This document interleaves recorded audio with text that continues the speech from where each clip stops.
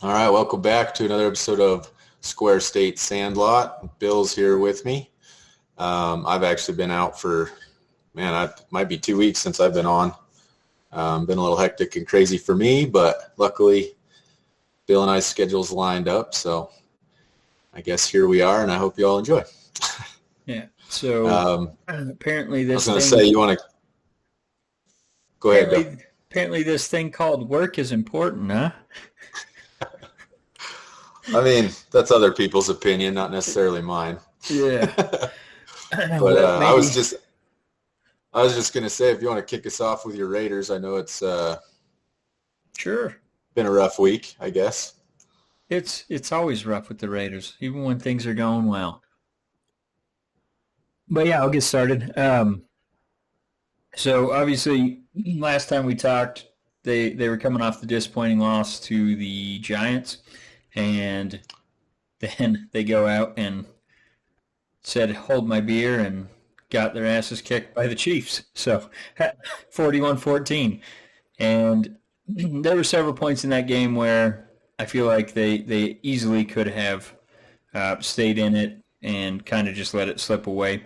Not to say I think they should have won the game, because obviously 41-14, that's pretty convincing fashion to lose a game. So, but I mean, if we didn't have that Deshaun Jackson fumble after he caught the 50-yard bomb in the air, I'm still not sure what he was trying to do there, because it seemed like if he just kept running, he would have scored a touchdown or at least got within the 5-yard line or so. Instead, he gets turned around and starts dancing and has the ball stripped. So I think that was the real turning point. We could have, obviously with the touchdown there, would have put us within 3. Instead, we give the ball up and then the Chiefs go down and score. That's a 14-point swing right there, and never really answered back after that. So unfortunately, this is something that seems to happen every year. We get off to a hot start and then just go on a slide, and that seems to be what's happening right now. I wish I could get not used to it, because it wouldn't happen, but I mean, it seems like anytime we have a good start, this happens, and then obviously in years where we just don't play well at all, there's nothing really to look forward to. So Yeah. I think luckily the Chiefs obviously had the rough start, and then the Chargers haven't been playing well. They just lost to the Vikings, and then obviously the Broncos aren't a great team either. So I think the division's still well within grasp, but we're going to have to start winning and avoid the 2-6 end to the season if we want to be in that conversation. So this is going to be a real challenge, this game coming up against Cincinnati. I think if we win it, we'll be right back in the conversations. And obviously we still play the Chiefs once more towards the end of the season. Might even be the last game of the season if I remember right. So got to win, got to beat them in the next one, and then got to do some work along the way. I'm curious your take as to, obviously when things were going well, Bisaccia had just taken over. We won 2 games in a row. Everyone was saying, let's stick with status quo. Let's keep Bisaccia as head coach and keep Mayock, see what he can do after or with a year of full control. What do you think they should do? And then I'll tell you what my opinions are. I would say first and foremost, I don't think it's panic time yet. Yeah. Obviously, a lot of season left. When he took over, you guys did respond. I honestly think that game had more to do with the Chiefs finding their groove again than it necessarily did. Obviously, you guys didn't respond in the way you'd like to during that game. I get that, but I do think that was more of the Chiefs hitting the ground and kind of finding themselves again. I don't think it's anything to be, like I said, I just don't think it's panic mode yet. I do think you guys will still bounce back and still have a solid season. As far as the two of them, in my opinion, I would keep them there. there's a lot of love for your coach. I always say his name wrong. Bisaccia, whatever. Richie B. Yeah, there we go. There's a lot of love there. The players love him. I mean, if you have an opportunity next season to bring in somebody, I mean, that's a whole nother ball game. But you know, if he finishes out this season well, I don't see a reason not to.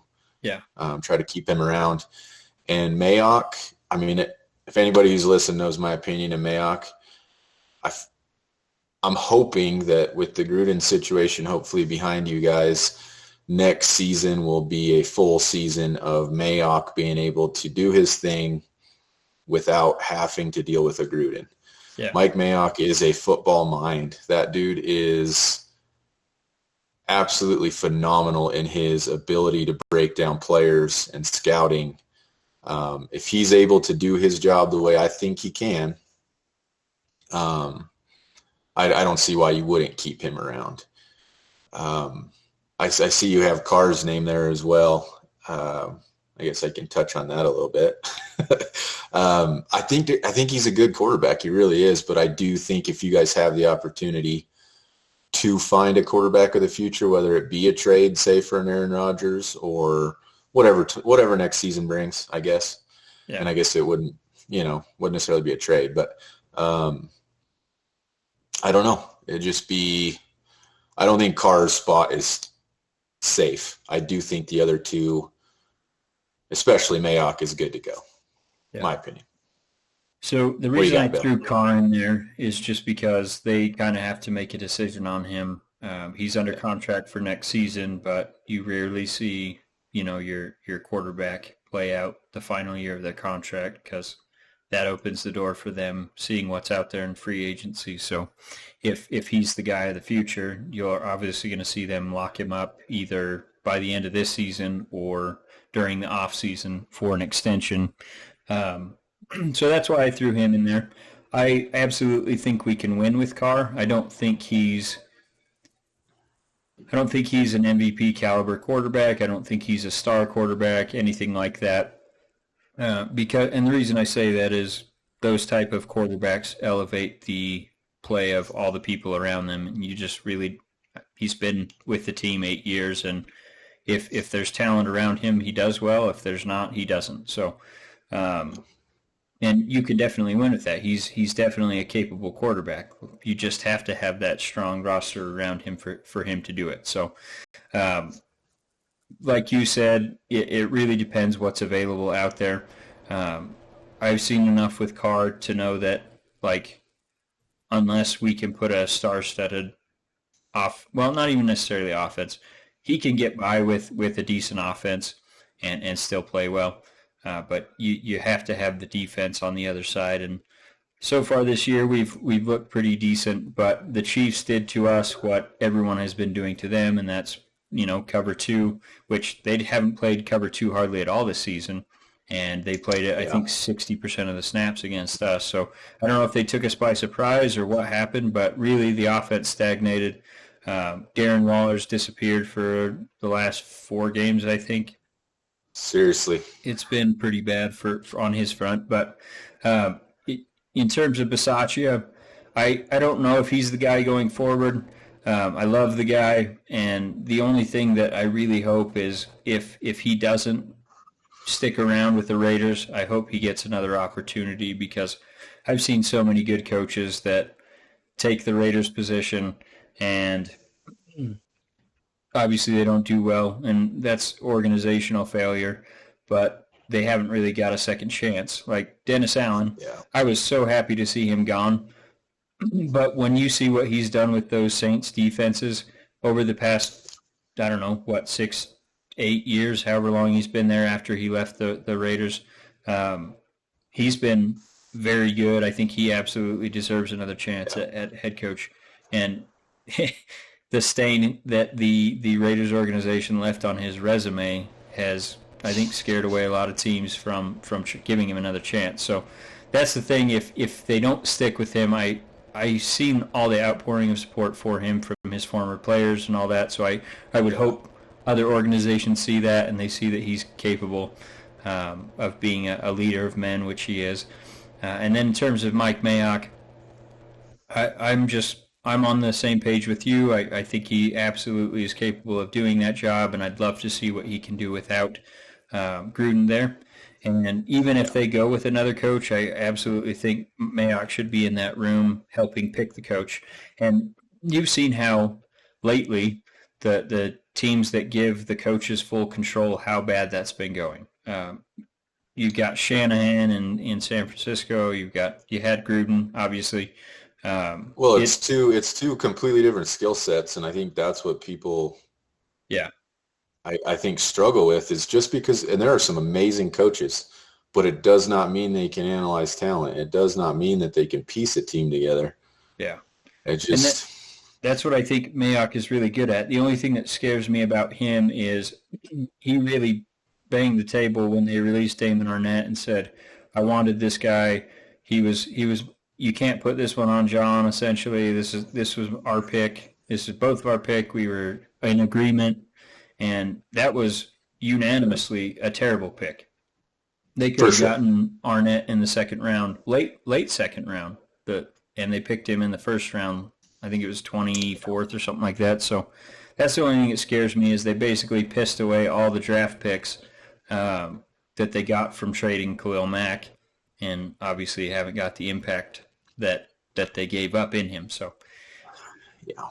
Not a lot of good stuff going on with the Raiders organization. Obviously, when everyone's posting memes and stuff that says this many days without an incident, it's funny, but it's also so very sad.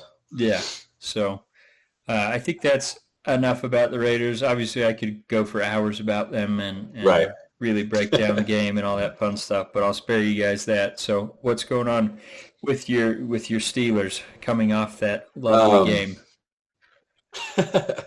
Well, I mean, nobody likes a tie. I get it. But honestly, I thought we were going to lose the game as soon as I heard that Big Ben wasn't going to start. Yep. So, I mean, I wasn't that disappointed with it outside of the fact that we should have won the game. The 2 late fumbles, unfortunately, even my boy Freiermuth had one. I mean, that killed us for sure. We should have won that game. But I mean, that's shit happens. We'll take the tie. It's not a loss. Sure. All that does though is for me, it just cements the fact that, and actually don't get me wrong, Mason Rudolph actually played a lot better than I think people give him credit for. I'm not saying he played great, but he does get ragged on pretty bad. He's definitely not our quarterback of the future. I know that if this is Big Ben's last year, we will be looking elsewhere, probably at a veteran. I don't think the Steelers want to bring in a rookie. I really don't. We'll see how that all pans out, see what the market's like and all that. But all in all, they played okay. I mean, yes, I know it's the Lions. I mean, I get the funny side of it and the storylines, but all in all, I'm actually pretty happy with it. I still think we're putting together a serviceable season.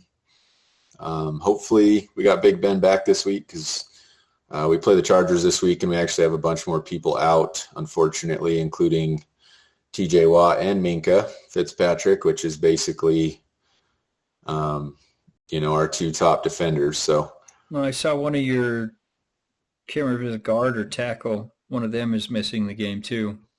Yeah, I actually saw that flash on my phone earlier, and I can't remember which one it was now. Yeah. I mean, the Chargers haven't been playing well for the most part, but there's a lot of talent on that team, so I'm a little nervous about this game, especially without Watt there. I would say I sincerely think TJ Watt kills probably 4 or 5 big plays a game. And for me, that's what I usually look at for defenders is shutting down big plays, because in the league that exists right now, those big plays are generally what's winning games. I realize there are some teams that still grind you out, but it's not as common. And he's one of those players that you're putting 4 or 5 big plays back on the other team's offense at that point. So I don't know. We'll see. You know what would help you guys right now with Watt being out? Melvin Ingram, maybe? Melvin Ingram. And you know what? I'm still just completely pissed about that trade. I didn't think it would I don't have know. as much impact as it did for the Chiefs, but what that allowed them to do is put Chris Jones back on the inside and Melvin Ingram's essentially starting on the outside. And not that he's a Yeah, phenomenal player or anything, but he's definitely above replacement level, and he's that's what they had serviceable. before. So The only thing he's I would say on that is you're not wrong. I mean, obviously having him there would have been nice to fill in on the other side. yes, it would But have. at the end of the day, that's kind of Pittsburgh mentality, though. You got somebody that didn't want to be there, so we're not going to have you there. I Yeah, mean, that's really what that came down to. But that's you're not fair. wrong. It's fair, but I mean, we even alluded to that when they made the trade. Is I the only know. reason you want to hang on to him is if there's an injury to someone like T.J. Watt. It's almost like a premonition. But I just want to talk about Mason Rudolph and Dwayne Haskins a little bit as well.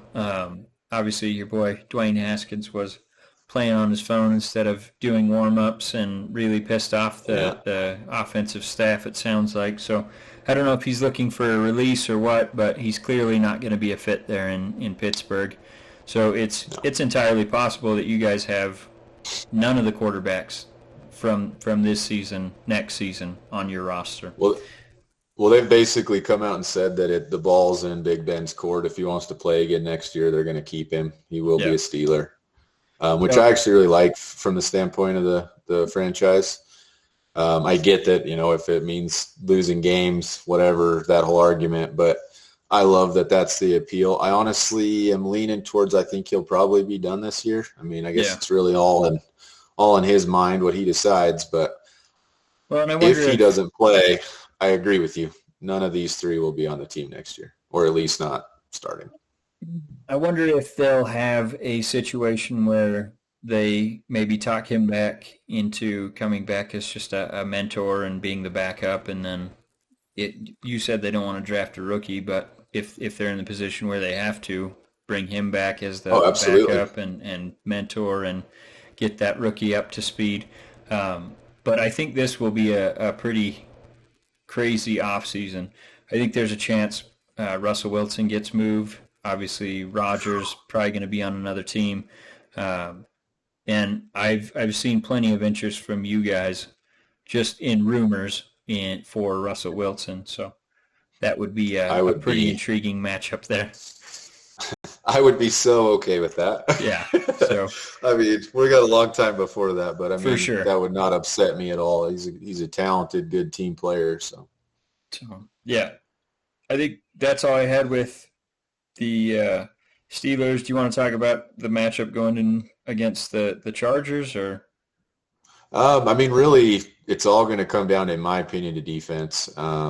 It's just going to be whether or not our guys filling in for these top players show up. Again, like I said, the Chargers have been pretty beat up. I think we're going to rely heavily on players like Najee. But if the defense doesn't show up and shut those guys down, I mean, they have some talent on that offense for the Chargers. So I think it's all going to be linked to that defense, and with all those guys out, it's going to be rough. And Ben, they said the door's still open, but he has to clear COVID protocols by tomorrow at 4, I believe, for him to play in the game on Sunday. Yeah, they're game planning for Mason Rudolph with hopes that obviously Big Ben's able to start, but we'll see. Well, and I think that's affected my pick for sure. If Ben was playing, I would maybe consider going with the Steelers, but with him probably out, I went with the Chargers. So, but we can move on to baseball now. Just a couple little news and notes. There's been some signings and trades and all that fun stuff. So, but it is award season, so. Ohtani and Bryce Harper were named AL and NL MVPs respectively. No real competition. I think the NL race was a lot closer. Ohtani was unanimous MVP, so between rightfully Harper, so. Yeah, for sure. I mean, like we said, he had an unprecedented season where he obviously was an above-average pitcher and then above average behind the plate. So just a really impressive season from him. I don't think anyone had any arguments, obviously, who was one. There were some arguments on who was 2, 3, 4, whatever in that race, but Ohtani stood head and shoulders above the others. Like you said, Harper won over Soto, I think was the next closest. And Harper, I was very curious if he was even going to come back this season after he got hit in the head with that fastball. I think it was 97 miles. Knocked him out for a couple days, weeks. I can't remember the exact amount of games that he missed, but he came back with a vengeance, and second half of the season he looked like the actual MVP of the league. So congrats to those guys. And then AL Cy Young and NL Cy Young was Corbin Burnes and Robbie Ray. Robbie Ray, I think, very much deserved that honor.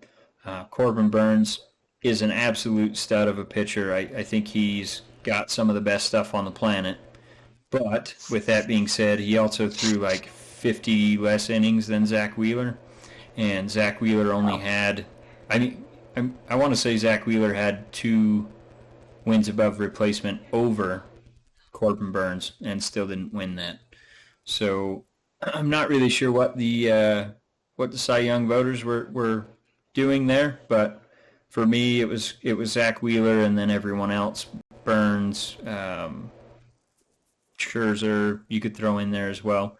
There were a couple guys that definitely should have been in contention, but I think Wheeler should have been the favorite there. So I don't know how much attention you've paid to those races. I know your Pirates weren't in contention for much of the season.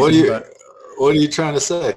No, I've been catching headlines, but I definitely haven't been like diving in with hockey season and stuff picking up. I've kind of been distracted. So if you can't tell, I'm going through baseball withdrawals. I think we're a little bit 3 weeks out of the season now, and I'm already having withdrawals, so it's fine. Inside of our division, Noah Syndergarrd, the Mets great, signed with the Los Angeles Angels of Anaheim for 1 year and $21 million, which is, to me, just insane. I don't think Syndergaard's pitched more than 100 innings between the last 2 seasons, and he's getting this kind of deal. Obviously, he has the stuff. You can't deny the talent there, but that deal to me was just insane. Especially, I was just gonna say, I figured they were going after pitchers on it. Well, I mean, it's not what I thought, though. Yeah. Well, they drafted all 20 players they picked in the draft were pitchers, and then obviously they still have a need for pitchers because those guys won't touch the majors for quite a few seasons. Yeah. But yeah, this was definitely a splash move, but definitely one you hold your breath for. And when you consider Syndergaard turned down the qualifying offer from the Mets, which was $18.4 million. But with him declining that means any team that signs him has to give up a draft pick. And I want to say it's like a 3rd-round pick or something like that. So not only did they give him a $21 million deal, they also had to give up a draft pick, which at the end of the day, not a huge deal because they're not going to make an impact on your team for, let's say, at least 3 years, but probably longer than that. So shouldn't be a detractor from making a deal like this, but typically when you're giving up draft picks, you sign for multiple years, not just one. So that was a little weird. And then the Justin Verlander signing, I don't know if you saw that at all. I didn't. So he re-signed with the Astros on a 1-year, $25 million deal with a second-year option for another $25 million. So that would be for his 39-year-old season and 40-year-old season. He's basically getting $50 million between the two. And it's player option, so most likely he's going to pick that up. So I wish he would have left the division because they're probably going to be beating up hard on us next next season, but it happens. And then today, actually, I'm going to have you go into this hypothetical, and I want you to address it. And then I'm Okay. going to look up the move that the A's made today because I can't remember the kid's name, and I forgot to put it in the notes. All right. So basically, Bill's posing a hypothetical question here. If the MLB institutes a salary floor of $100 million for payroll, like we've talked on here before, his question to me, I believe, Yep. is who do the Pirates extend?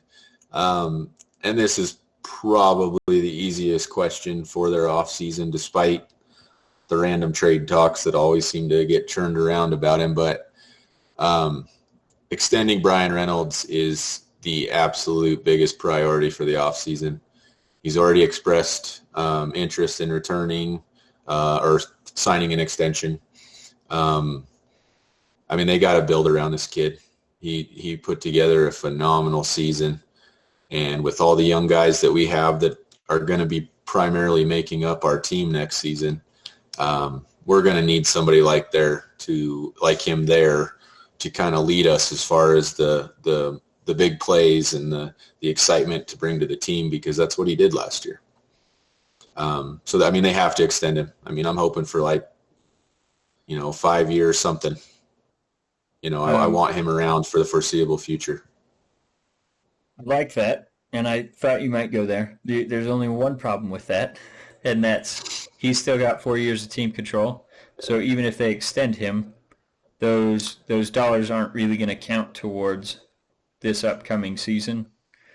So obviously you give him a signing bonus and count that as part of the contract. But right. Well, and that's where the problem lies. Yeah, you guys shipped off a lot. Anyone else on the team, I mean, my next name that I would drop would be Kevin Newman. And this was a second season in a row where he had a huge drop-off in batting. Yeah. I don't see that being a case. We just don't have people around that I think we would extend. I think they would have to basically hit that 100 mil in other ways. Yeah. And that's kind of where I was thinking. I hope that the A's hold onto everyone that they have right now, and wait until the CBA has been ironed out. Rob Manfred, commissioner of MLB, he has basically come out and said, we're going to try to do everything we can to prevent a labor stoppage because, it's not good for business. But I think there's a 99.9% chance that this goes to a labor stoppage. So yeah, if it does end up locked out, I want to say it's like December 4th or something is the start of the new year. So that's why you see this rush of trades and signings happening right now, because once it's locked out, you can't sign players, you can't trade players, you can't do anything until there's a new CBA instituted. So,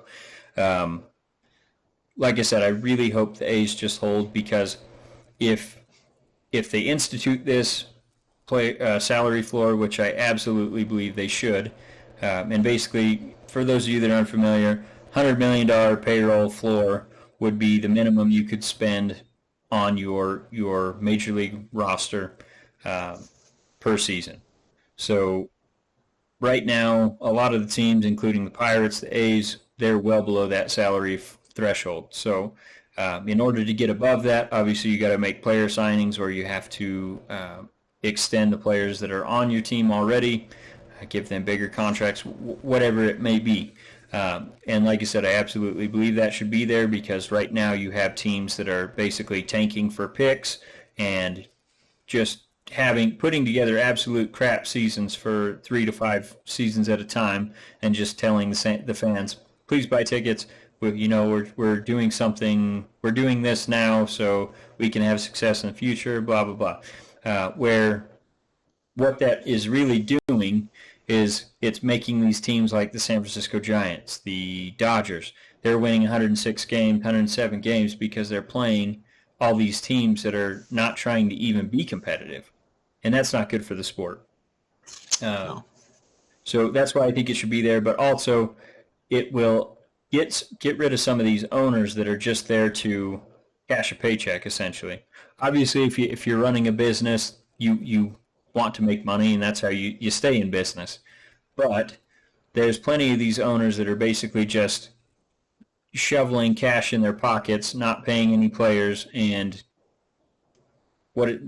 basically depreciating the game of baseball. So I really hope they institute this without it lowering the luxury tax any further, because I think that's what they're going to try to do if they say, okay, we're going to institute this salary floor, but we're also going to lower the luxury tax. Then that's essentially a de facto salary cap, because most owners aren't going to want to go above that, because then they have to start paying 50 cents on every dollar, and then it goes back to the other teams. So, Right. But anyway, the A's have plenty of guys that they could extend to hit that threshold easily. So if they trade them all away, what I'm really hoping happens is they've got no players left that they can extend. They want to give big money to, so they're going to have to sign a bunch of free agents to inflated contracts and still suck. And then that's going to cause our owner to want to jump ship. Oh, man.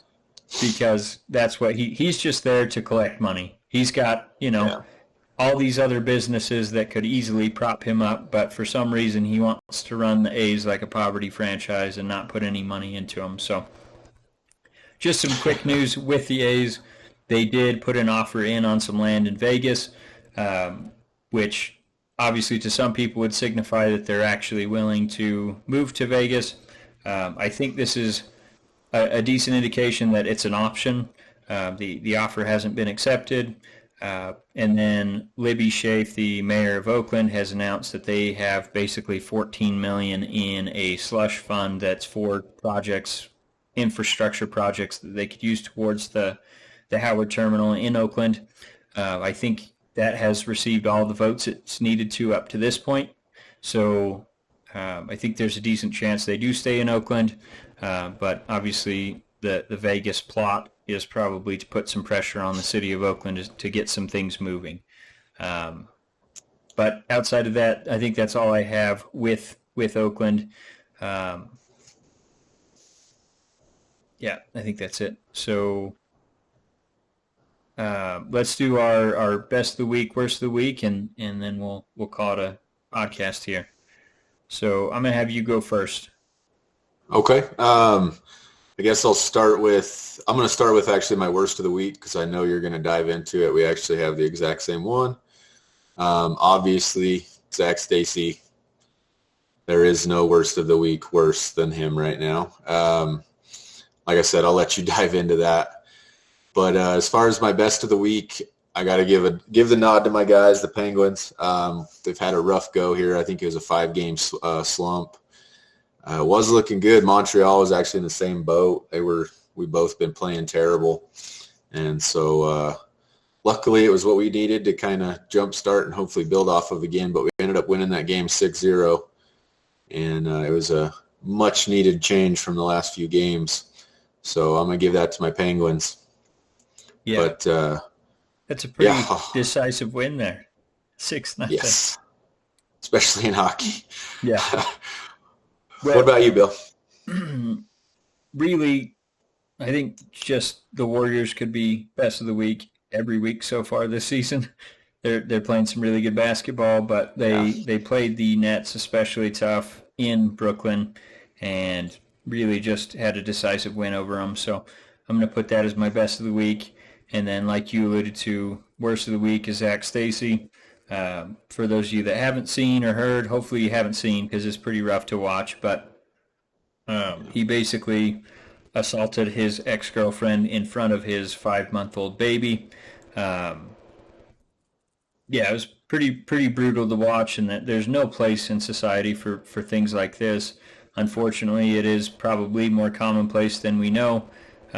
The only time it really gets attention thrown to it is when a high-profile person does it. So Zach Stacy, obviously we're having this conversation because he's a former NFL football player.